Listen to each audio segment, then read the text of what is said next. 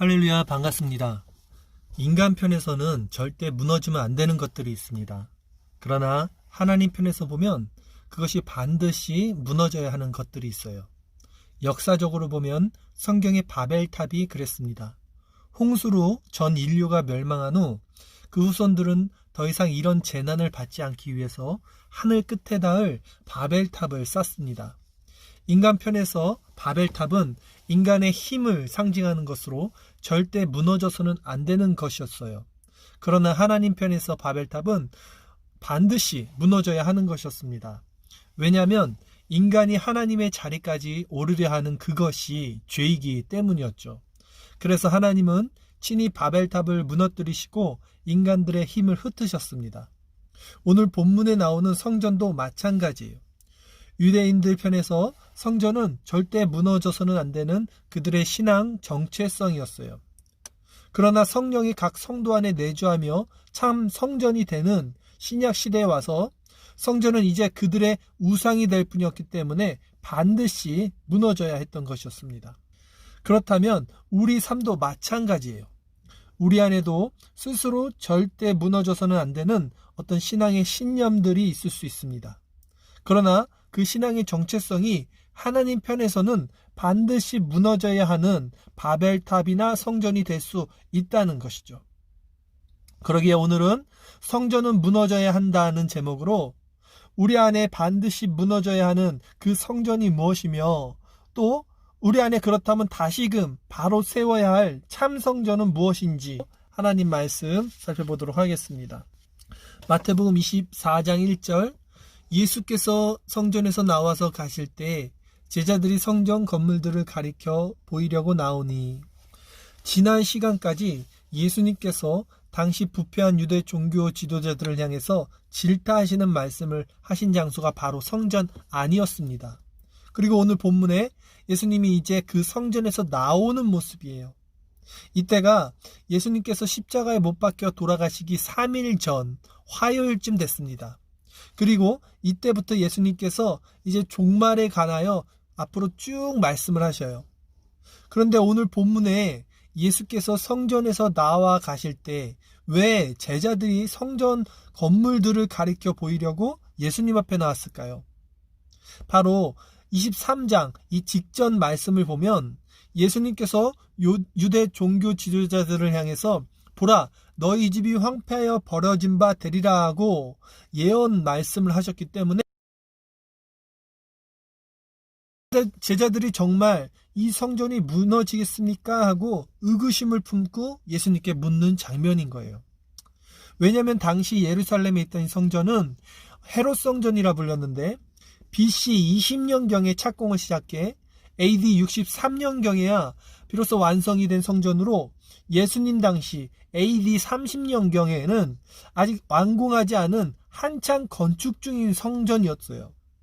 그러니까 제자들이 볼 땐 아직 완공되지도 않은 한참 짓고 있는 이 성전이 무너진다고 하니까 이상한 것이었죠. 더군다나 성전은 그들 유대인들의 신앙 정체성으로 제자들조차 이 성전이 무너져야 한다는 예수님의 말씀을 납득하지 못한 것이었습니다. 이때 예수님이 제자들에게 다시 한번 이렇게 말씀하십니다. 마태복음 24장 2절 대답하여 이르시되 너희가 이 모든 것을 보지 못하느냐 내가 진실로 너희에게 이르노니 돌 하나도 돌 위에 남지 않고 다 무너뜨려지리라. 너희가 이 모든 것을 확실히 봐두라는 것입니다. 분명히 결단코 너희에게 이르노니 이 성전 돌 하나도 돌 위에 남지 않고 무너뜨려진다. 재차 확인을 해주시는 말씀이에요. 그리고 정말 이 성전은 AD 70년경에 가서 로마군에 의해 완전히 무너지고 한쪽 벽만 남았는데요. 이스라엘의 여행 가면 볼 수 있는 통곡의 벽입니다. 당시 유대인들에게 있어서 이 성전은 절대 무너져서는 안 되는 그들의 신앙의 정체성이었지만 하나님 편에서 그 성전은 이제는 반드시 무너져야 했던 우상이었던 거예요. 왜냐하면 예수님이 죽으시고 부활하신 후 승천하시고 보내주신 성령이 성도 안에 내주하고 계신 신약 시대에 와서는 이제 성도인 우리가 성전이 되었기 때문에 눈에 보이는 그런 가시적이고 형식적이고 율법적인 성전은 더 이상 필요 없게 되었기 때문입니다. 실제가 오면 그림자는 사라지는 거죠. 복음이 온 시대에 율법은 사라지게 되어 있습니다. 고린도전서 3장 16절 말씀, 너희가 하나님의 성전인 것과 하나님의 성령이 너희 안에 계시는 것을 알지 못하느냐고 말씀하세요. 그런데 오늘날에도 여전히 교회 건물을 가리켜 성전이라고 말하는 사람들이 있습니다. 그리고 이 성전 안에 들어오면 하나님이 복을 주신다고 가르치는 사람들이 있어요. 성전은 성도인 우리 자신이고, 교회는 건물이 아니라 에클레시아, 구별된 거룩한 하나님의 백성을 말해요.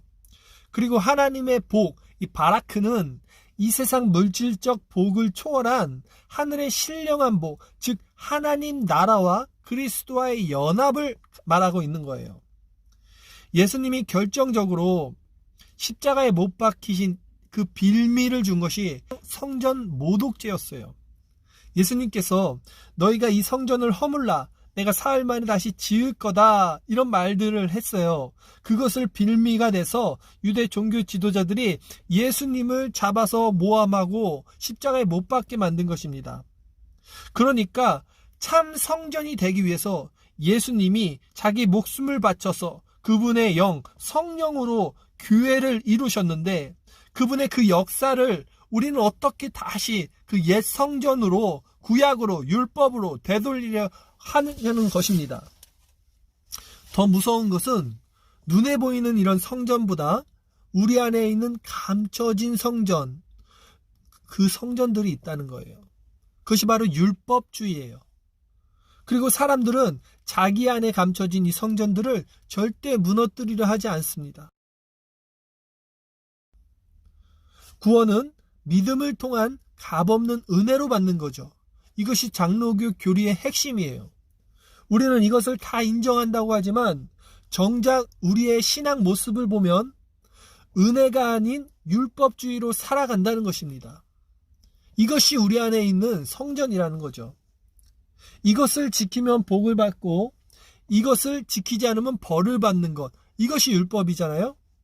우리는 믿음을 통해 은혜로 거저 구원에 이른다고 하면서 우리 안에는 여전히 끊임없이 이런 율법적인 열심, 내 행위에 구원의 근거를 두는 신앙생활을 하고 있다는 말입니다. 예를 들어 우리가 주의를 지키지 않으면, 구약적 개념으로 주의는 안식일이에요. 구약에서 안식일을 어겼으면 죽음을 당합니다. 우리도 주의를 지키지 않으면 왠지 하나님께 벌 받을 것 같지 않으세요? 또 헌금을 안 내면 왠지 하나님께서 물질의 어려움을 줄 것 같습니다. 꼭 아나니아와 삽비라가 그 헌금을 숨겼다가 그 즉사했던 것을 우리는 떠올리죠. 또 우리가 하나님 말씀에 순종하여 무엇을 열심히 행하면 복 받을 것 같아요. 예수님이 승천하시고 교부 시대부터 교회는 이 행위를 통해서 구원받는다는 이단적 교리와 지금까지 끊임없는 싸움을 하고 있어요. 초대 교부 시대부터 어거스틴은 그 상대편인 펠라기우스와 교리적으로 싸움을 했습니다.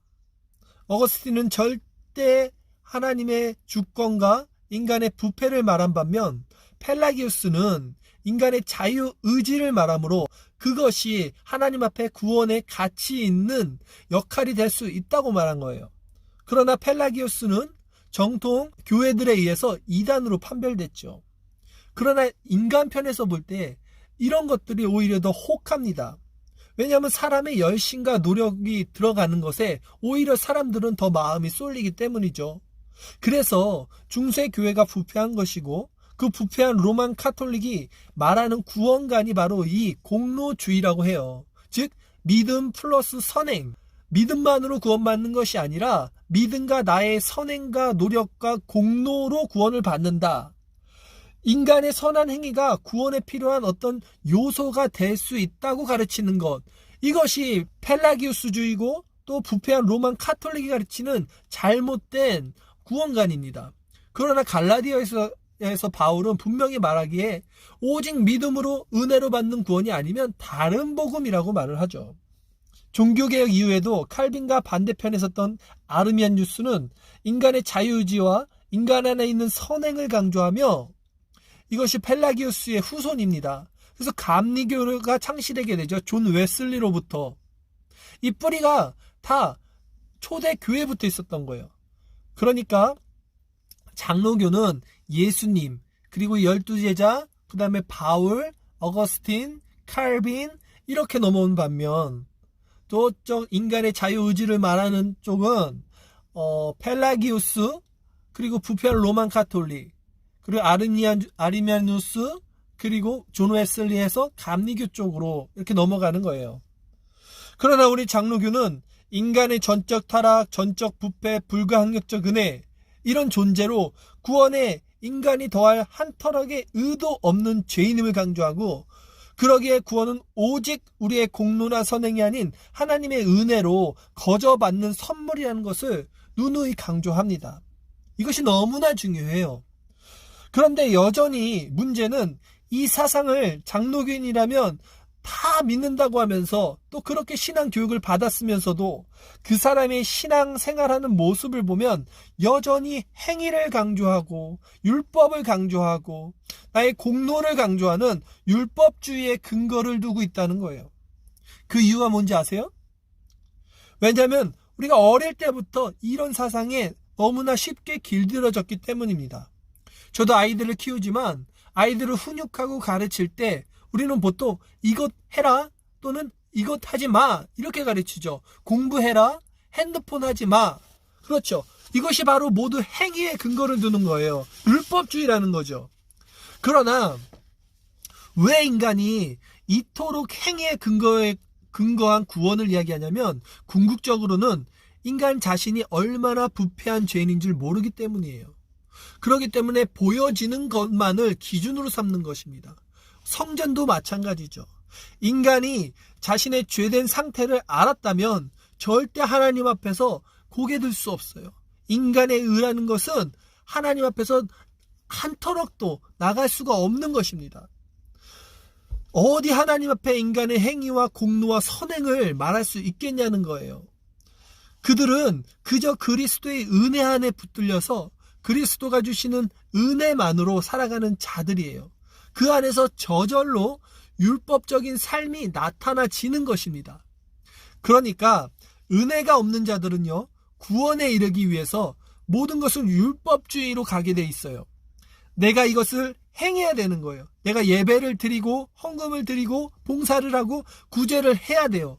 왜? 나의 구원을 위해서, 또 나의 상급을 위해서 내가 행하는 것입니다. 나의 열심과 나의 행위와 나의 공로와 나의 선행으로.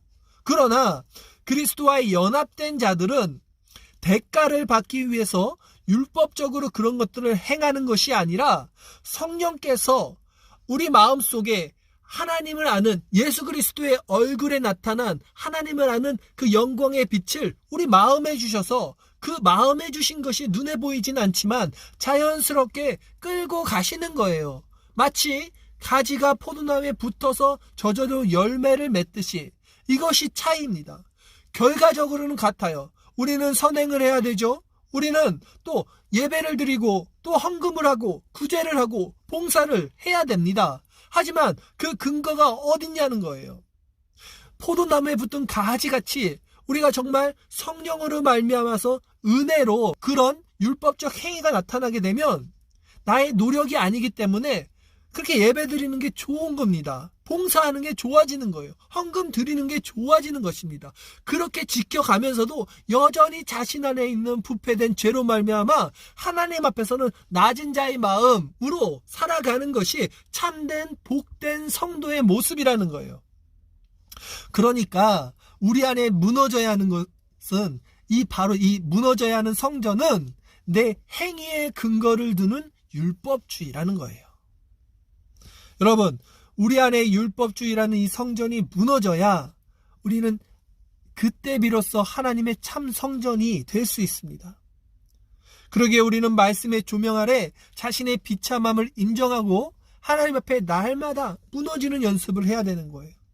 정말 숨 하나 쉬는 것 마저 내 힘으로 할 수 없다는 전적인 자기 포기, 그 바닥까지 그 절망으로 떨어진 자들만이 진정 십자가를 보며 그 의미가 무엇인지를 알 수 있다는 것입니다.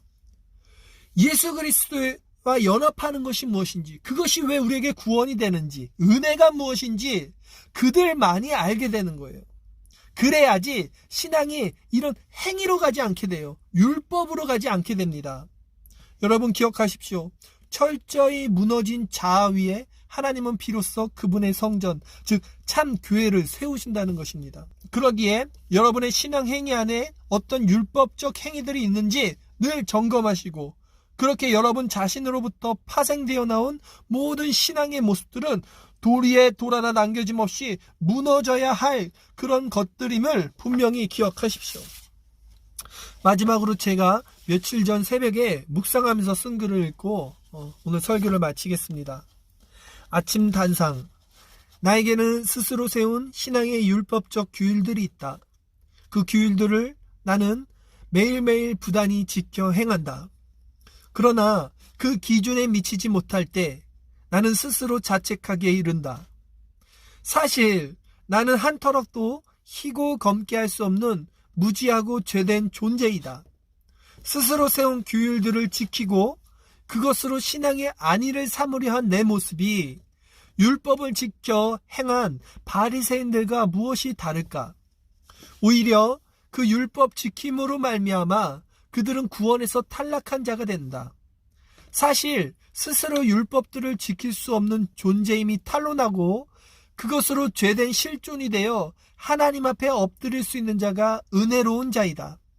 그러기에 나는 오늘도 내 스스로 세운 신앙의 규율들을 부단히 지켜 행할 것이다. 그러나 그것으로 신앙의 안위를 삼지 않고 그 율법 아래 놓인 자신의 실존을 통해서, 그 비참함을 통해서, 그 나약함과 연약함을 통해서 그 삶을 은혜로 이끌어 가시는 주님만을 바라볼 것이다.